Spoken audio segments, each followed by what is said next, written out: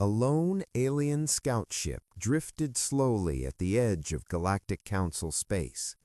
Its hull was torn open in several places, as if something had sliced straight through the metal. The engines were almost dead. Only one weak signal kept flashing again and again, calling for help. Most ships ignored it at first, thinking it was just another broken freighter. But when the Council patrol scanned it, they realized the ship belonged to the Visari fleet, known for perfect discipline and strong battle power. A Visari ship never looked this damaged unless it had faced something impossible. Rescue craft arrived and locked on to the drifting ship. The doors opened with a low metallic cry. Smoke floated out. The air was heavy with the smell of burned wiring and melted armor. Inside, lights flickered like dying stars. The rescuers found bodies of crew members lying where they had fallen. Only one figure was still alive: Commander Sereth. He was sitting against a broken wall, armor burned and cracked. His skin was bruised and his breathing was rough. When the rescuers approached, Sereth pushed himself up with shaking arms. His eyes were wide with fear, something no Visari commander had ever shown before. "Take me to the council," he whispered. They rushed him to the council chamber, a tall circular room filled with leaders from 20 different species. They stood above him on raised platforms, looking down like judges in an ancient court. Sereth, weak and barely standing, leaned on the medical officer. Counselor Threx, an old and proud Lumerian, stepped forward. "Commander Sereth," he said, voice smooth and cold.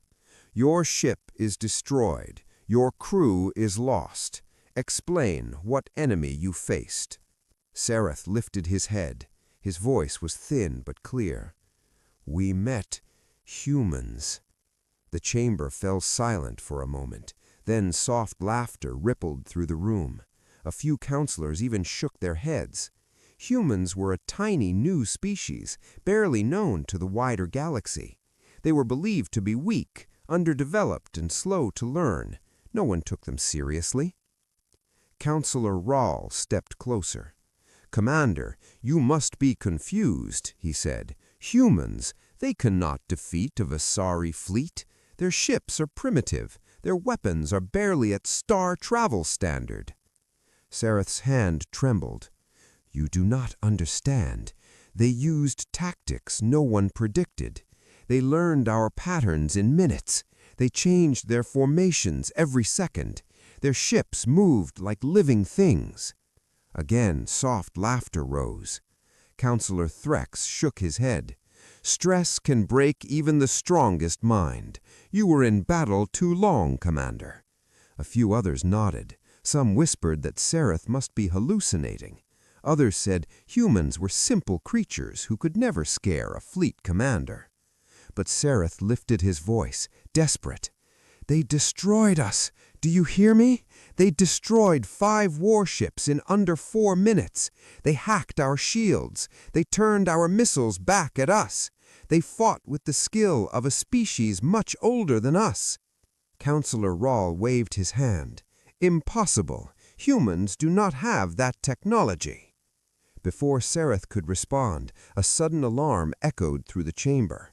A bright red symbol flashed across the screens. One of the council technicians stood up quickly. "Counselors," she said, eyes wide, "the damaged ship we recovered just sent an automatic final message. It activated after the life support failed." "Put it on display," Threx ordered, sounding annoyed. The lights dimmed. A large hologram appeared above the center of the chamber. It was the battle log.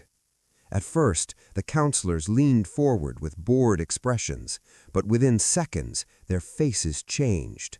The logs showed human ships moving faster than Visari tracking systems could follow. Their small fighters cut through Visari armor like blades of light.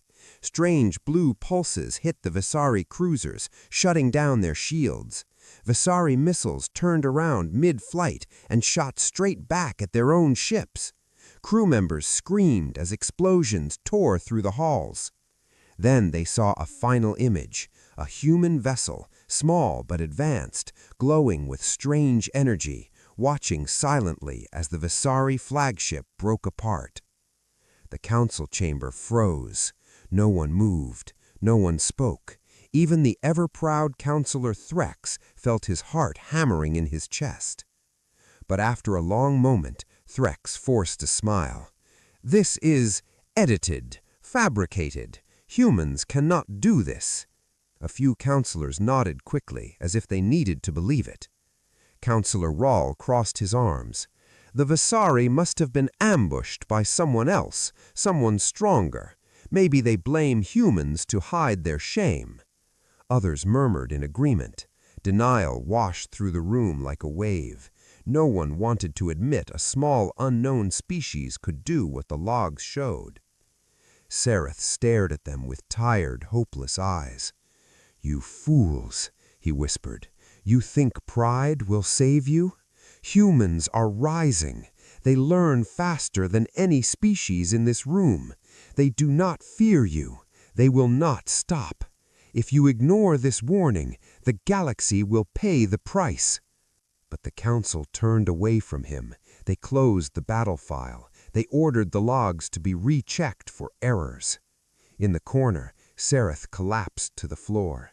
Medics rushed forward, but his body had reached its limit. His voice faded with his last breath. "They are coming." His words echoed through the chamber, but no one listened. The council believed they were safe. They believed humans were nothing. But far beyond their reach, on a small blue planet orbiting a yellow sun, humans prepared for what they knew would come next. They had seen the council's fleet, they had measured its strength, and they had discovered its weakness. The galaxy did not know it yet, but the real danger had already begun. The council chamber stayed quiet long after Commander Sereth's final breath. His warning hung in the air like cold smoke, but the leaders refused to look at one another. No one wanted to admit fear. Fear meant weakness, and weakness was something the council never accepted. Councillor Threx walked slowly back to his seat, trying to hide the heavy steps in his stride. His mind replayed the battle footage over and over. He told himself it had to be fake, a trick, something designed to embarrass the council. But deep inside, a quiet voice whispered that Sereth had been telling the truth. Across the chamber, Councillor Rahl tapped his fingers on the table. He had always believed in order, control, and the superiority of the old species. The idea of humans, small, young, untested, breaking their greatest fleet was not something he could accept, so he refused to accept it. "Councillor Sereth's mind was broken," Rahl said after a long pause. "We will not let a dying man create panic across the galaxy." Threx nodded, but his eyes did not match the confidence in his voice. "Agreed. The logs will be sent to the analysis department. They will find the truth." But the truth was something none of them wanted. A new sound echoed through the room. The doors slid open as a group of junior officers entered. Their expressions were tense. One of them held a small tablet. "Councillors," he said, bowing slightly, "there is something else you should see." The leaders looked annoyed. They had already seen enough. Rahl waved his hand impatiently. "Show us quickly." The officer tapped the screen. A second hologram rose into the air. This time it showed something different, a map of council space with glowing red markers spreading outward. Threx frowned. "What is this?" The officer swallowed. "These are distress calls received in the last hour. Many come from Visari border stations. They report strange activity. Some report disappearing ships." A wave of murmurs filled the chamber. Councillors exchanged uneasy looks. Even Threx's face tightened.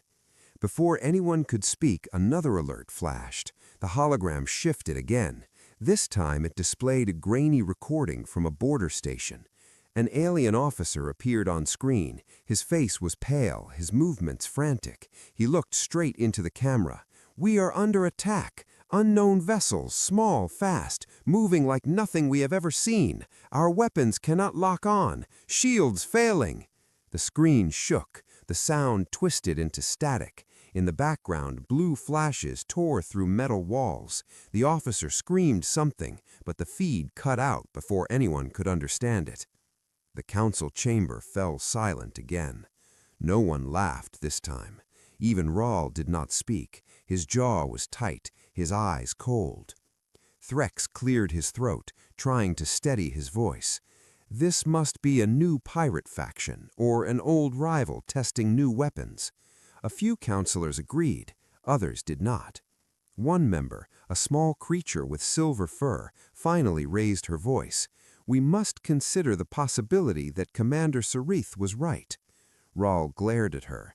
"Do not be foolish. Humans do not have the power to threaten us." She took a slow breath. Perhaps they did not have the power, but what if they learned? What if they grew stronger? Sarith said they adapted. The logs showed their ships learning in real time. Threx rubbed his temples. "Enough. We cannot make decisions based on fear. We need facts. We will send a reconnaissance team to investigate these disappearances. They will return with answers." The younger counselor tilted her head. "If they return." The room went silent once again. Far from the council chamber, in the deep, quiet reaches of space, a small team of scouts prepared to leave. Their ship, the Silver Gale, was equipped with the best sensors, the fastest engines, and the brightest minds the council could gather in a hurry. But even with so many tools, the crew felt uneasy. Captain Jorah, a calm and disciplined leader, moved across the command deck. Her eyes scanned the controls. Her crew watched her, waiting for reassurance. "We will find what is happening. We will not fall to rumors." But even as she spoke, her voice held a thin line of doubt. The Silver Gale launched into dark space, leaving the safety of Council territory behind. Stars stretched around them, turning into long white trails. The crew sat in silence. Every beep from the sensors made someone flinch. Hours passed. Nothing happened. Then the alarms blared. "Unknown object on approach," the navigator shouted. Jorah stood immediately. "Identify it." The navigator said, "I can't. Our system cannot read it. It moves too fast." A bright flash exploded outside the window. The ship shook so hard the crew fell from their seats. Sparks flew from the ceiling. The lights flickered. Jorah grabbed the side rail. "Shields up!" "They're not responding," the engineer cried. "Something is shutting them down." Outside, small blue shapes zipped around the Silver Gale. They were sleek, smooth, and impossibly fast. They emitted pulses of light that wrapped around the scout ship like chains. "Are they firing at us?" someone yelled. "No," Jorah said softly. Her eyes widened. "They're studying us." Another pulse struck the ship. Consoles went dark. Engines powered down. The Silver Gale drifted, helpless and silent. Then, through the static and broken screens, a signal appeared, a simple message: "Do not approach Earth again." The crew froze. Another message followed: "This is your first and last warning." The blue shapes vanished as fast as they had appeared. The Silver Gale floated alone in the dark. Finally, Captain Jorah found her voice. "We will send this to the Council," she whispered. But as the message transmitted, she knew the truth. This was not a beginning. This was a response. Humans were not hiding anymore. They were watching. They were warning. And the Council had no idea how much worse the coming storm would be. The Silver Gale's warning reached the Galactic Council several hours later. By then, the chamber was crowded. More council members had arrived after hearing rumors about disappearing ships. Voices echoed across the hall like restless waves. Everyone talked at once. Fear, doubt, pride, and anger mixed into a loud storm of confusion. Councillor Threx stood at the center, holding the Silver Gale's transmission in his hands. His fingers shook slightly, though he tried to hide it. The room slowly quieted as he raised the tablet. "This message," Threx began, "was sent moments before the Silver Gale lost all communication. Their ship is drifting, engines disabled, crew alive but unable to move." Some counselors gasped, others leaned forward. Counselor Rahl crossed his arms. What enemy did they face? Pirates? Rebels? Threx took a long breath. According to the message, humans. A painful silence dropped across the chamber. Rahl slammed his hand on the table. "Impossible! We will not fall for this again." But then Threx played the recording. Captain Jorah's face appeared, dimly lit by damaged screens behind her. Her voice was calm, but her eyes were filled with something deeper than fear. It was understanding. "This is Captain Jorah of the Silver Gale. We have encountered unknown ships, small and fast. They disabled us without weapons. They studied our systems. They sent us a message." She swallowed and leaned closer to the camera. "Do not approach Earth again. This is your first and last warning." The screen went dark. The entire chamber fell silent. No one laughed. No one denied it. Even Rahl could not speak. At last, the silver-furred counselor who had defended Sareth earlier rose from her seat. "We cannot ignore this anymore. 2 fleets lost, a scout ship destroyed, a warning sent. Humans are not what we thought." Rahl shot her a sharp look. "You forget who we are. The Council has ruled this galaxy for centuries. We cannot show weakness." She met his glare without fear. "It is not weakness to face the truth. It is weakness to hide from it." A low murmur spread through the chamber. Some counselors nodded in agreement. Others looked unsure. Pride and reality were finally colliding, and the impact was shaking the room. Threx cleared his throat. "We have 2 choices.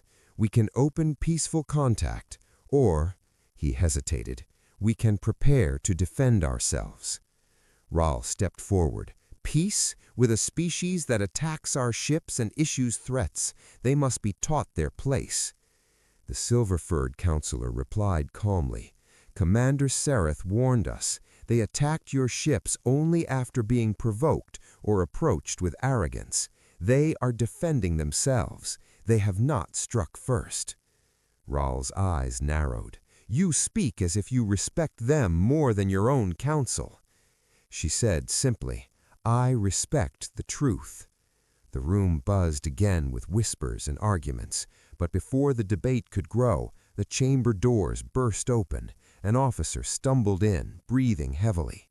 "Counselors, urgent report." Threx frowned. "Speak." "A Vesari mining colony near the outer ring has gone silent. No distress call, no final message. They simply vanished." Rahl shouted, "What do you mean, vanished?" The officer trembled. "Scouts found their entire station empty, machines still running, lights still on, but not a single being inside. Every worker gone."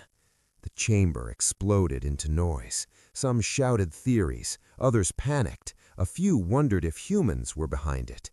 But the officer wasn't done. "There is more," he said, voice shaking harder.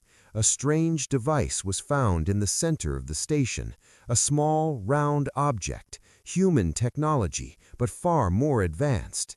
Threx felt a chill crawl up his spine. "A weapon?" "No," the officer said. "A message device." "Play it," Threx ordered. The officers tapped a command, and the hologram changed once more. A calm human voice filled the room. "You pushed too far. We removed the colony workers for their safety. They are not harmed. We will return them when the Council stops its aggressive actions." The voice paused. "We do not seek war, but we will not be intimidated. Stay away from our world. Leave us in peace." The hologram faded out. Ral's face turned red with anger. "This is an act of war. They cannot take our citizens." Threx raised a hand. "They returned the Silver Gale's crew unharmed. They saved the Vesari workers instead of killing them. Does that sound like a species seeking destruction?" "No," the silver-furred counselor said. "It sounds like a species that values life more than we do." Ral glared at her. "You are blinded by fear." She shook her head. "I am not afraid of humans. I am afraid of our arrogance." The room shifted. Many counselors looked at her with new respect. For the first time, Ral's voice no longer dominated the chamber. But before Threx could call for order, another alarm sounded. Red lights flashed across the ceiling. The large central screen turned bright red. A new message came through. "Human fleet sighted. Distance 0.4 light-years from Council space." Panic erupted. Voices overlapped. "How many ships? What do they want? Are we under attack?" The officer checked the readings. His face went pale. "It is not a fleet," he said. "It is one ship." "One. Just one." Ral scoffed. "One ship? Then we crush it and send a message back." But the officer wasn't finished. His voice shook harder. "One ship, but energy readings equal to an entire battle group." Threx stared at the screen. A single human ship moving toward Council space, glowing with unknown power, approaching calmly and slowly as if it had nothing to fear.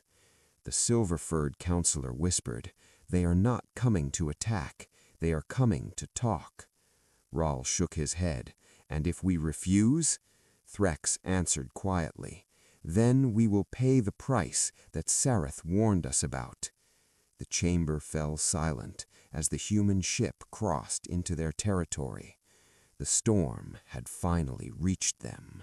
The human ship moved through the edge of Council space with slow, steady confidence. It did not hide. It did not change course. It flew like a predator that knew nothing could touch it. Sensors from dozens of stations tracked its arrival, but every attempt to scan its full systems failed. The readings were scrambled, blurred, or simply unreadable. Council warships formed a defensive wall ahead of it, but even they seemed nervous. Their engines hummed louder than usual. Their shields flickered. No one said it out loud, but every captain in that line felt something they had not felt in years: unease. The human ship, sleek, dark, and strangely quiet, approached without slowing down. The council chamber watched the feed with silent tension. All screens glowed with the same image: one unknown vessel facing a fleet of heavily armed cruisers. Counselor Ral stood tall, though his hands were clenched behind his back. "They are testing us," he said sharply. "They want to see how far they can push the Council's authority." Counselor Threx did not answer. His eyes were fixed on the screen, studying every small movement of the approaching ship. The more he watched, the more he felt a cold realization rising inside him. This ship was not here to test them. It was here with purpose. A calm voice came from the silver-furred counselor. "We should let them speak. Aggression now will end everything." Ral glared at her. "You let fear cloud your judgment. One ship cannot challenge us." She met his glare with steady calm. "One ship erased a Vesari fleet." Ral's jaw tightened, but he said nothing more. A new alert chimed. The human ship had stopped just outside the warship line. Its engines dimmed. Its weapon systems, if it even had any, stayed dark. Suddenly, the communication channel lit up. "Council of Galactic Species, this is Envoy Arik Kane, representing Earth. We request diplomatic contact." The voice was calm. No threat, no anger, no arrogance, just a firm, clear tone that carried confidence without force. Threx stepped closer to the speaker panel. "Envoy Kane," he said. "You enter Council space without permission. You attacked our fleets and interfered with our colonies." The human envoy's voice stayed even. "Our fleets attempted to surround and seize one of our exploratory vessels. Our colony workers were in danger because of your military buildup.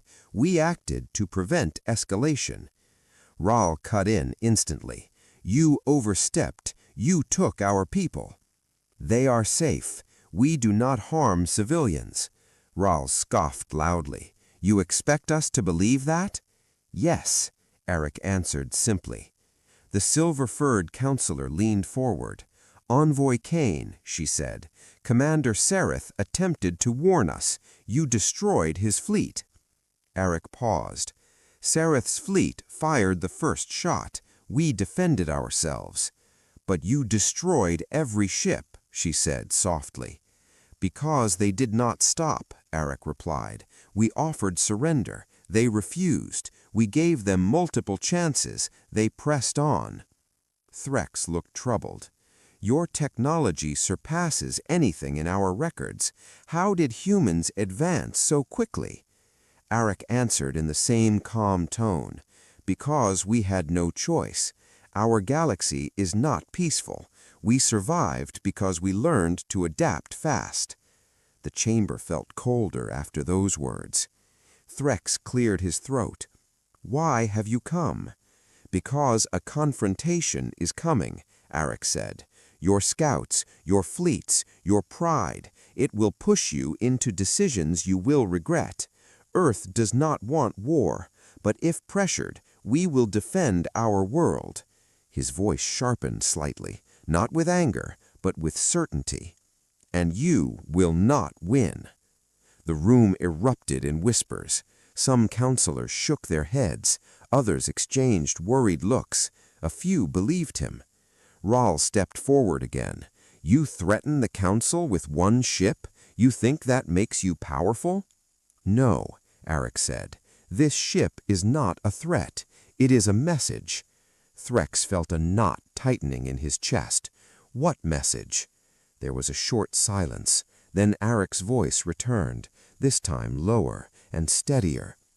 "Do not make humanity your enemy." The words hung in the chamber like a heavy cloud. When Threx found his voice again, it was soft. "What do you want from us?" "A treaty," Eric said. "Recognition of our borders, mutual non-aggression, respect." Rahl burst out laughing. "Respect? You demand respect from the council? You are children of a young world." Eric answered quietly. "Children grow." His voice held no threat, yet the message stung deeper than any weapon. Threx looked at Rahl. "We cannot ignore this," he said quietly. "The warnings, the disappearances, the technology, the speed of their learning." Rahl slammed his fist on the table. "We will not bow to a new species." "We are not bowing," the silver-furred counselor said. "We are surviving." Before the argument could continue, another alert appeared on the central screen. "Unknown energy surge detected. Source, human vessel." Rahl smirked loudly. "So the threats begin." But when the screen changed, every counselor froze. The human ship was not charging weapons. It was opening a channel to show something else. A fleet. A human fleet. Dozens of ships appeared in the image behind Eric Kane. Not one, not five, but an entire formation. Silent, steady, powerful. Their engines glowed with blue light. Their hulls shone with alien-human hybrid technology no one recognized. Eric spoke again. "We do not want war, but we will not be underestimated." Rao finally stepped back, his confidence cracking for the first time. Threx exhaled slowly. "We understand."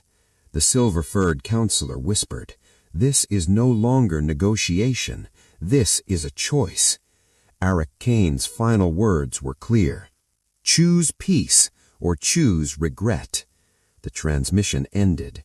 The human ships waited, silent, patient, and for the first time in many years, the Galactic Council realized something. They were no longer the strongest force in the galaxy. The moment the Galactic Council received the shocking message from Sector 9, the entire chamber fell into a tense silence. The great screens above them showed the same terrifying image, the human fleet, much larger than before, moving with calm precision.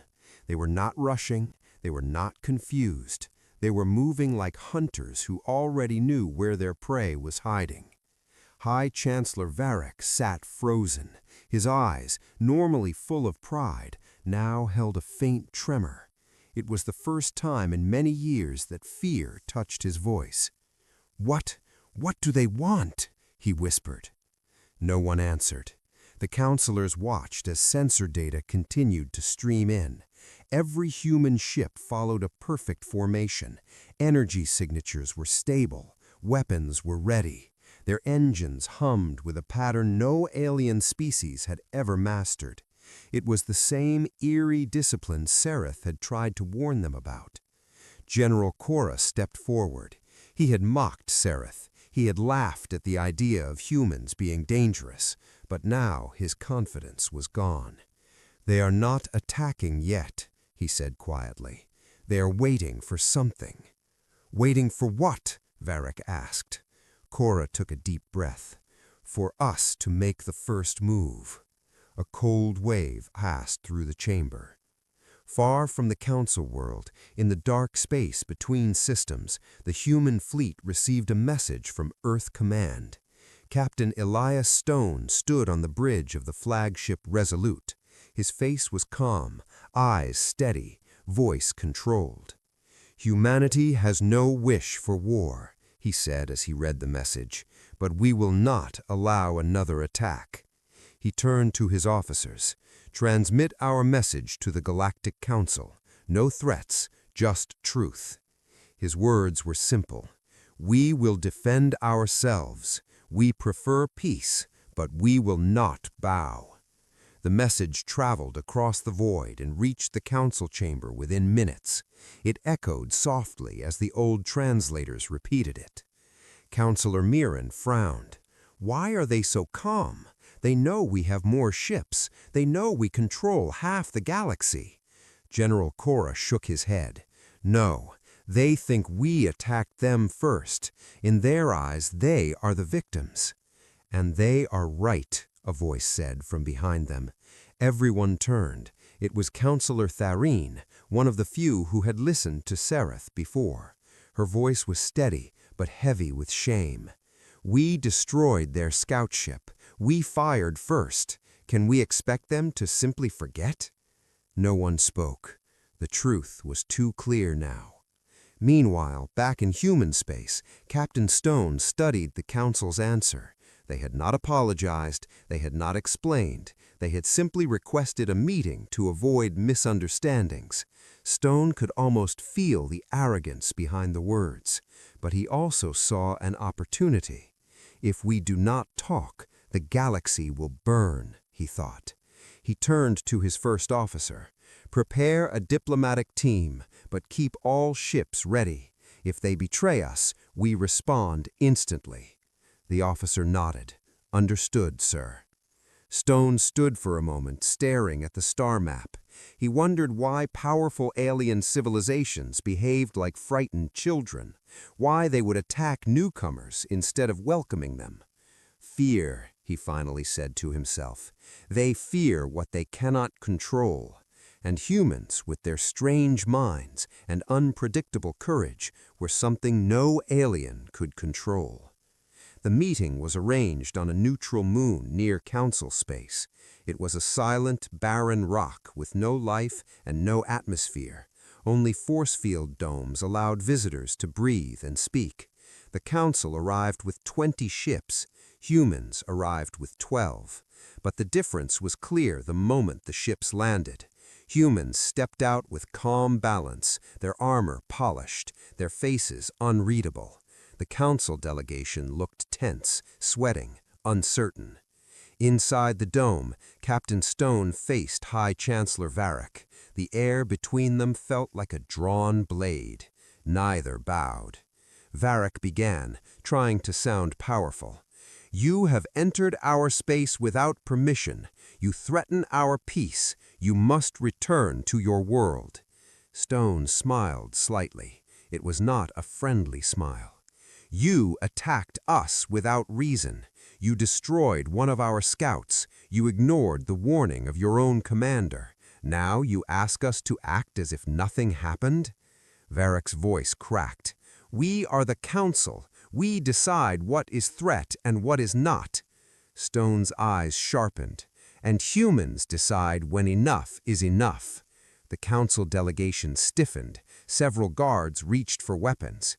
Human soldiers did not move. They did not flinch. Their stillness alone was more frightening than a threat. Stone continued, "Humanity does not want your territory. We do not want your power. We want respect.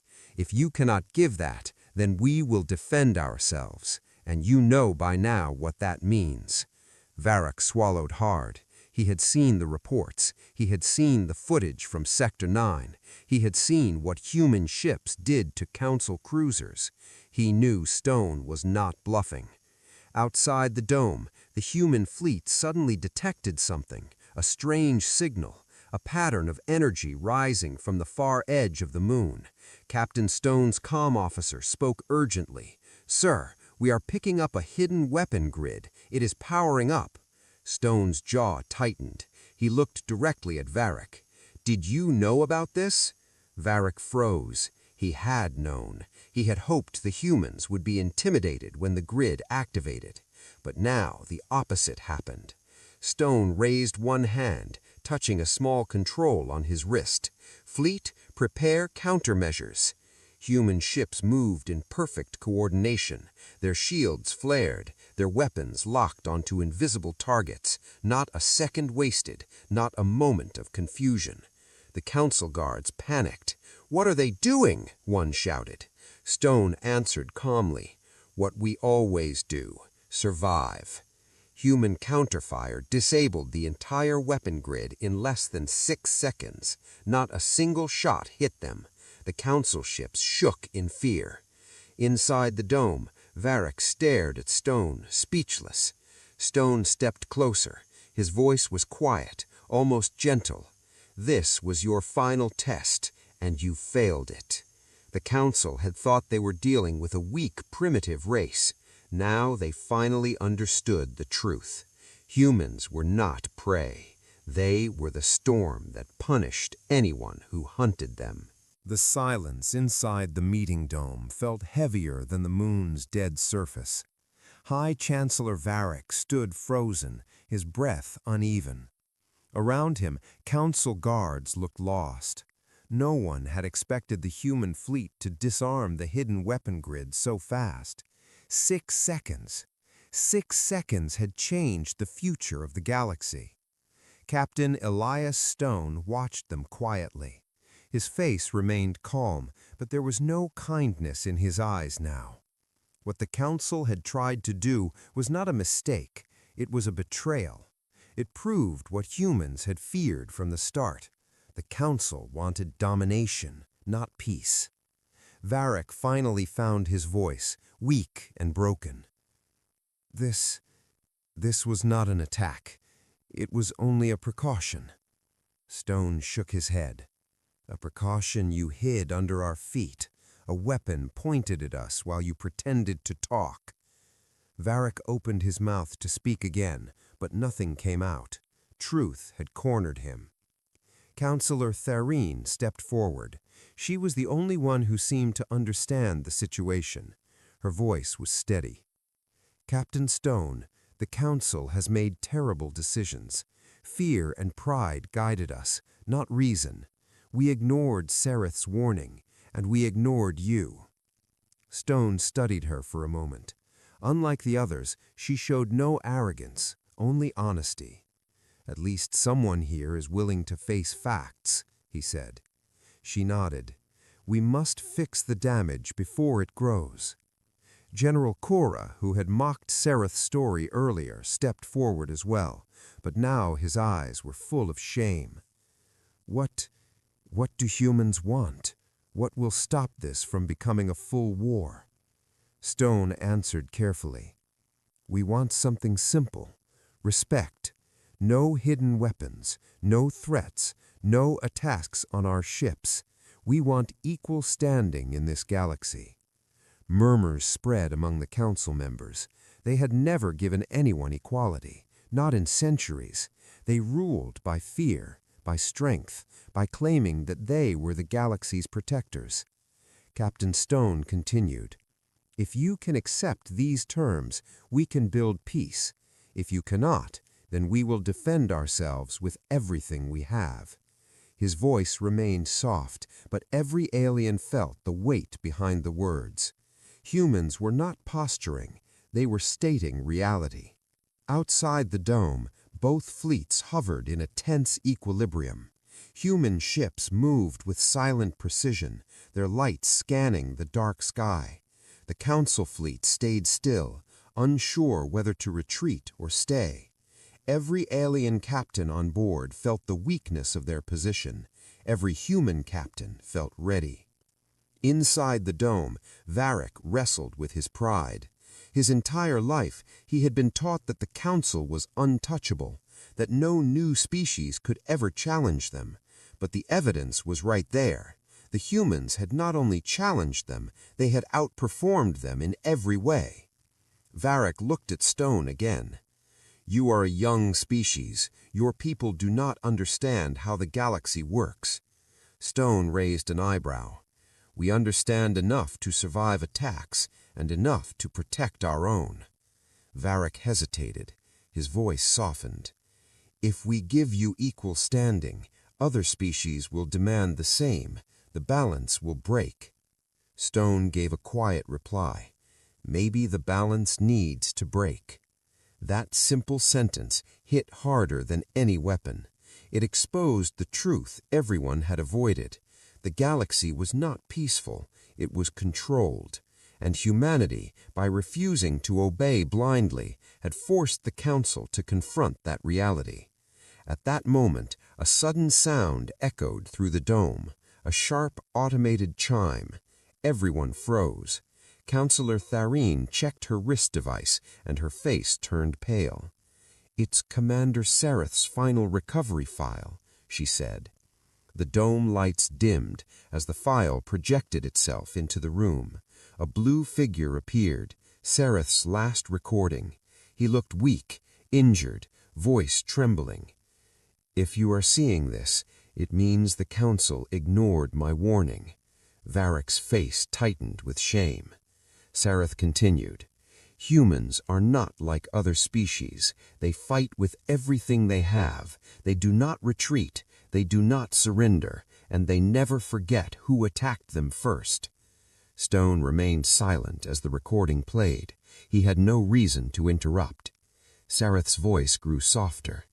"If you choose arrogance over reason, you will lose, not because humans are stronger, but because they are determined.